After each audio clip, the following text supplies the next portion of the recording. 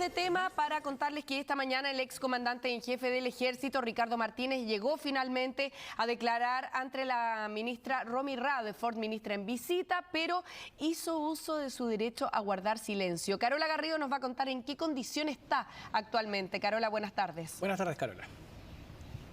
¿Cómo están? Muy buenas tardes. Sí, fue una mañana bastante caótica ahí en el Palacio de Tribunales, en el centro de Santiago, sobre todo en el momento en que llegó a prestar declaración el ex comandante en jefe del Ejército, Ricardo Martínez. Él fue citado para las 9 de esta mañana por la ministra Romy Rutherford, quien ya lo había citado una vez, ustedes seguramente se acordarán, hace un mes aproximadamente, instancia en la que él no se presentó. Todo esto es en el marco del caso Fraude en el Ejército, que investiga el uso irregular de dinero que estaba asignado para viajes oficiales al interior de la institución.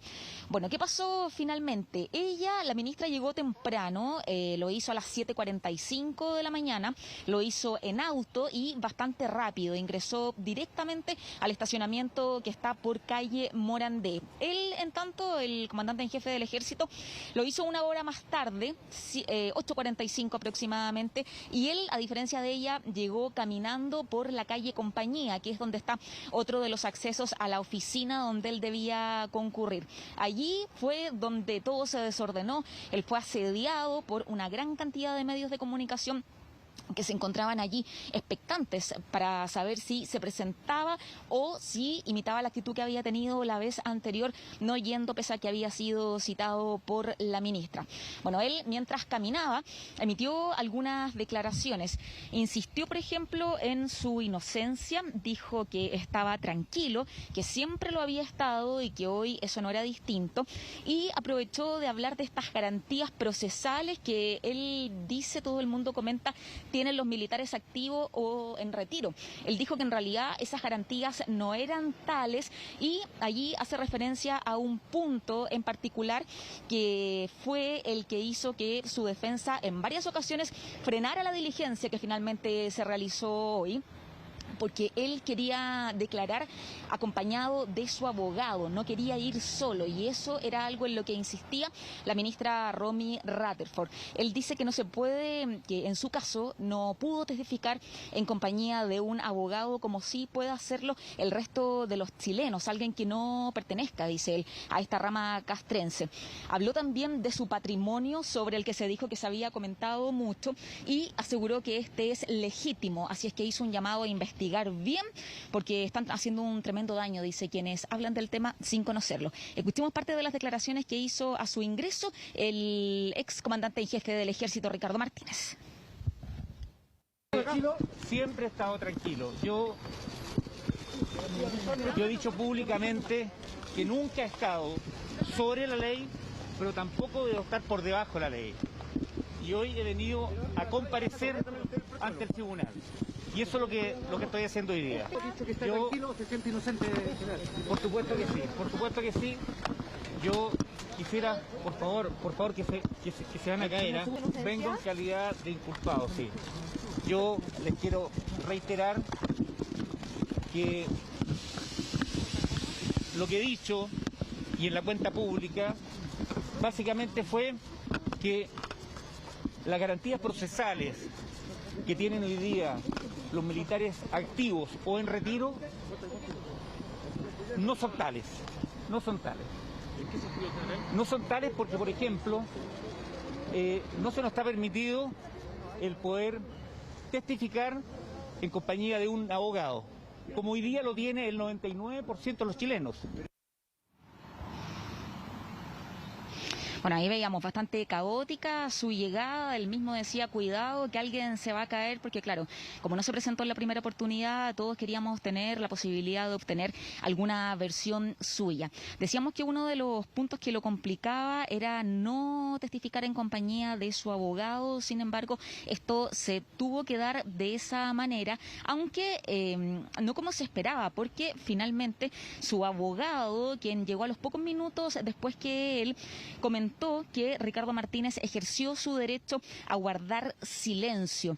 Hace un mes, como decíamos, él también se pudo haber presentado para declarar, no lo hizo, hoy sí fue, pero se acogió a este derecho de guardar silencio. Escuchemos parte de las declaraciones que hizo el abogado durante esta mañana.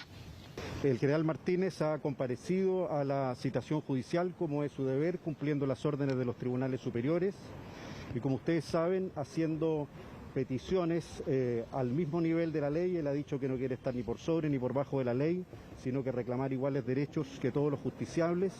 En este minuto ha hecho uso de su derecho a guardar silencio en espera de lo que resuelva el Tribunal Constitucional y el estado de avance del proceso, para poder conocer, una vez que el tribunal tome una decisión, con certeza y claridad, cuáles son las sospechas o conjeturas que el tribunal tiene, y en ese minuto, cuando esas estén plasmadas en una resolución, tomar las decisiones procesales que correspondan en lo futuro. Bueno, Carola, fue caótica la llegada del general en retiro Ricardo Martínez, y ahí el momento, además, hay un momento en que él dice, además con respecto a todo esto por lo cual está siendo investigado, que su patrimonio es completamente legítimo. Ahora ustedes tuvieron ahí la oportunidad de conversar con el abogado del ex comandante en jefe del Ejército. Él ahí, además, en esa comparecencia ya daba a entender, una vez que él se acoge a su derecho a guardar silencio, que eventualmente la ministra Rutherford lo podría dejar en calidad de detenido. Al menos eso ya estaban ellos conscientes de que eso podía ocurrir, considerando la estrategia, por llamarlo así, que ellos habían adoptado de no prestar declaración en el despacho de la ministra. Claro, y finalmente fue lo que ocurrió. Él quedó detenido, esto en todo caso, solo por un plazo de 5 días. Fueron las explicaciones que entregó precisamente su abogado justo en momentos en que él era trasladado en un vehículo y otro que lo custodiaba hasta la comuna de Peñalolén. Son 5 días en los que él va a permanecer con arraigo nacional y, según se dijo, él en este momento se encuentra en una situación bastante particular porque está en calidad de detenido preventivo.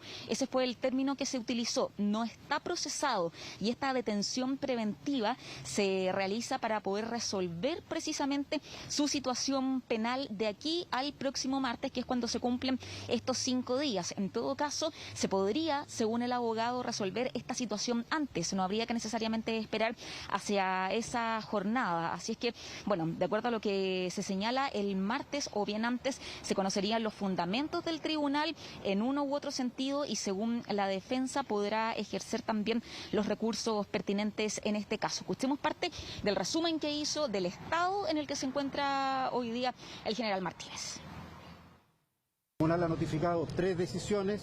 La primera, reitero, el arraigo nacional en calidad de preventivo. En segundo lugar, ha decidido no procesarlo aún, en espera de decidir dentro de ese plazo, puede ser antes o después. Una de las opciones es procesar con detención o dejar en libertad por falta de méritos, u ordenar el procesamiento con una libertad con consulta, o bien definitivamente dejarlo, reitero, en libertad por falta de méritos. Y para resolver eso, ha notificado una detención preventiva de 5 días, que puede cesar antes de ese plazo, que vence el próximo día martes. Está en calidad de detenido no procesado, detenido preventivo, para resolver su situación procesal de aquí al próximo día martes. Claro, es una prisión preventiva en cuanto a la justicia militar, ¿no es cierto? También tiene esa figura que permite resolver a la ministra en visita en estos 5 días si es que tienen los elementos suficientes como para someter a proceso al excomandante en jefe del Ejército, Carola. Pero aquí hay varios elementos que están entre líneas, ¿no es cierto? Y que hoy día se dejaron entrever. Entre ellos había argumentos que eran bien especiales que esgrimía el abogado. Por ejemplo, ellos pedían conocer de antemano el cuestionario de preguntas que le iba a hacer la ministra, y eso también tiene cierta interpretación. Para ellos era un derecho que según ellos están exigiendo, pero para otras personas, y si uno lo compara con el resto de la justicia, ¿no?, con la justicia la justicia civil de los ciudadanos comunes y corrientes, suena como condiciones bastante excepcionales, ¿no? Al igual que lo que estaban pidiendo que la ministra le fuera a tomar declaración a su casa en Lo Curro. O sea, aquí hay condiciones que ellos insisten en que no son privilegios, pero a la luz de la comparación con la justicia civil aparecen como tales, parecieran ser privilegios, ¿no? Y que sigue consignando la justicia militar también. Claro, bueno, y él dijo, a propósito de todo lo que tú mencionas, que él no tenía ningún privilegio hoy porque la ministra no fue a su casa, porque él no asistió a declarar a la oficina de ella en compañía de su abogado, sino que lo tuvo que hacer solo. Pero en todo caso, según señalaba su defensa, Karina, ellos pidieron que quedara constancia de todas las preguntas que le iba a realizar ella, independientemente de que él se acogiera a su derecho de guardar silencio. O sea, igual van a tener acceso a las preguntas que ella quería hacer. Claro, y por otra parte él dice, la verdad es que ha enfrentado a la justicia como un ciudadano, como cualquiera, pero la ha enfrentado porque la Corte Suprema le dijo que no. O sea, esa parte el abogado la omite cuando él dice, porque lo que ellos presentaron fue una moción para que la ministra en visita a su casa en Locurro a tomarle declaración. Y junto con su abogado. Primero la Corte Marcial les dijo que sí, y después la Corte Suprema fue la que dijo que no. Y esa parte no la menciona el abogado. Ahí no estaban optando a la justicia como una persona común y corriente, ¿no es cierto? Y cuando hablan del interrogatorio también. ¿Quién de las personas que enfrenta la justicia civil puede conocer lo que le va a preguntar el juez? Nadie. Claro, no, un simple mortal, como dices tú, que no pertenezca a ninguna rama castrense, no tiene ninguna opción de conocer a qué se va a enfrentar, ¿cierto? Cuáles son los temas que se van a tocar, cuáles son las preguntas puntuales que se les van a realizar. Pero bueno, en definitiva, y tras este fallo de la Corte, tuvo que él asistir de manera presencial. Y ahora, porque abandonó las oficinas allí de tribunales poco antes del mediodía, ahora se encuentra, como yo les decía, en el Regimiento de Telecomunicaciones en Peñalolén. Fueron dos autos particulares a buscarlo, no son de gendarmería, y él llegó ahí aproximadamente a las 12:30. Debiera permanecer en ese lugar hasta el martes, como decíamos, si no es que antes, porque no necesariamente las cosas se tienen que tomar estos 5 días, pero permanece en este lugar que también es distinto, si hacemos la comparación con lo que tú decías, Karina, con la justicia civil. Cuando alguien queda en prisión preventiva, aquí en Santiago se va a Santiago 1, ¿cierto? Que es un recinto penal donde está privado de libertad con todo lo que eso implica, claro, una cárcel común y corriente. Aquí tampoco es así, también es distinto cómo él va a pasar estos 5 días ahí en este lugar en el Regimiento de Telecomunicaciones en Peñalolén. Sí, no creo que ahí también haya problemas de hacinamiento como hay en la cárcel, ¿no? Y lo otro es que tampoco es trasladado en un vehículo especial de gendarmería, sino que en un auto particular, que lo estábamos viendo ahí en imágenes al ingreso del batallón de policía militar de Peñalolén, ¿no es cierto?, de telecomunicaciones de Peñalolén, que habitualmente lo utilizan para este tipo de situaciones de prisión preventiva. Bueno, hay una serie de circunstancias que caracterizan actualmente la justicia militar que la gente podrá juzgar en su casa si realmente son privilegios o no. Los abogados lo definen como lo que consigna la ley en este momento, pero la verdad es que son condiciones bien diferentes, ¿no?, respecto de lo que puede enfrentar un ciudadano común y corriente. Sí. Así que nos quedamos a la espera, Carola. Son situaciones distintas. Sí, pues. Karina, pero él solo reiterar que dijo que estaba muy tranquilo, estaba en plena conciencia por la información obviamente que le había entregado su abogado, que esto podía pasar, que podía quedar detenido, así es que así lo vimos también en todo caso. Él llegó con bastante calma, se dio su tiempo pese al asedio, pero contestó preguntas, la mayoría en realidad pensábamos que eso no lo iba a hacer, pero se dio el tiempo, contestó, dijo además lo que él quería decir cuando habló del tema del patrimonio, que dijo que era un asunto que no quería pasar por alto, así es que bueno, era más o menos el panorama que ellos ya sabían que se venía luego de presentarse ante la ministra esta mañana. Sí, no deja de ser curioso, que él instaló los temas que quería instalar, habló con la prensa, hizo su comunicado de lo que quería decir, pero cuando tuvo que enfrentar a la ministra no declaró nada. Así que vamos a seguir muy pendientes de lo que pueda resolver la ministra Romy Radford en los próximos 5 días que tiene de plazo para saber si lo va a someter a proceso o no. Muchas gracias, Carola. Buenas tardes. Buenas tardes.